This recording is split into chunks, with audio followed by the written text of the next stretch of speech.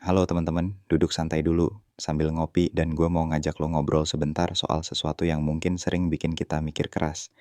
Kenapa ya ada orang yang kelihatannya santai banget kerja kayak main-main tapi uangnya terus mengalir. Sementara kita tiap hari lembur sampai jam 10 malam, nabung mati-matian, rela skip jalan sama temen, bahkan nunda rencana nikah.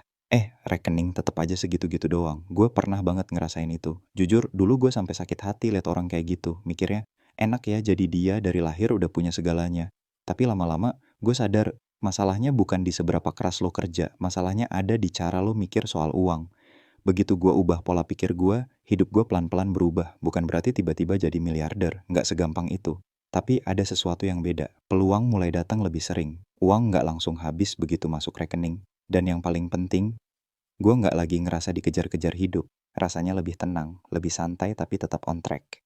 Nah, hari ini gue mau bagi 3 pola pikir yang bikin uang itu suka datang ke orang biasa kayak kita, tanpa harus jadi jenius atau punya modal gede. Ini bukan teori doang. Ini hasil observasi, trial error, dan banyak banget ngobrol sama orang-orang yang hidupnya berubah karena mereka berani ganti cara mikir. Pola pikir pertama, kelimpahan versus kekurangan. Dulu, gue hidup kayak lagi di mode darurat terus. Takut uang habis, takut gagal. Setiap dapat duit, langsung disimpan rapet-rapet, nggak berani invest, nggak berani beli barang bagus, apalagi ambil risiko.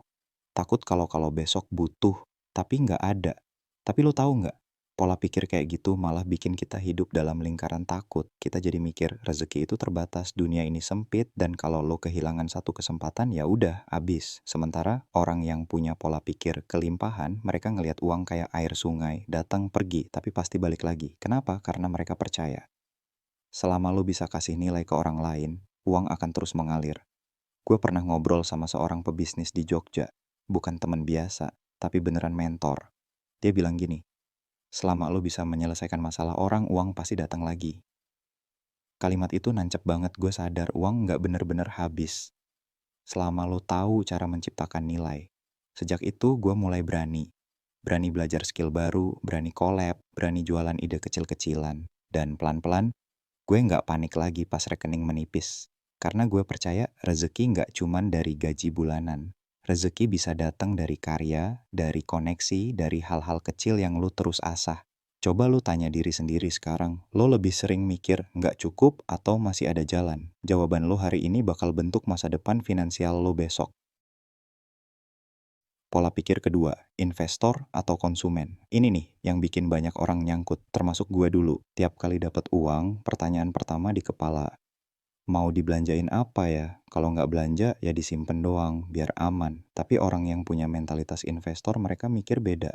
Gimana caranya biar uang ini bisa kerja buat gue? Gue kasih contoh simple. Ada 2 orang dikasih 1 juta. Yang satu beli HP baru biar keren, biar nggak ketinggalan zaman. Yang satu ikut workshop, beli buku, atau coba jualan online. Beberapa bulan kemudian, HP-nya udah turun harga. Nilainya susut. Tapi skill yang dipelajari, nilainya naik, usahanya jalan, uangnya malah berkembang. Gue nggak bilang lo nggak boleh belanja, gue juga suka makan enak, liburan, beli baju bagus. Tapi orang kaya selalu prioritaskan ubah uang jadi aset dulu. Bisa aset pengetahuan, bisnis, atau investasi. Nggak harus besar. Gue dulu mulai dari nyisihin uang makan kuliah buat beli buku dan ikut kursus. Nilainya kecil tapi dampaknya gede banget sampai sekarang.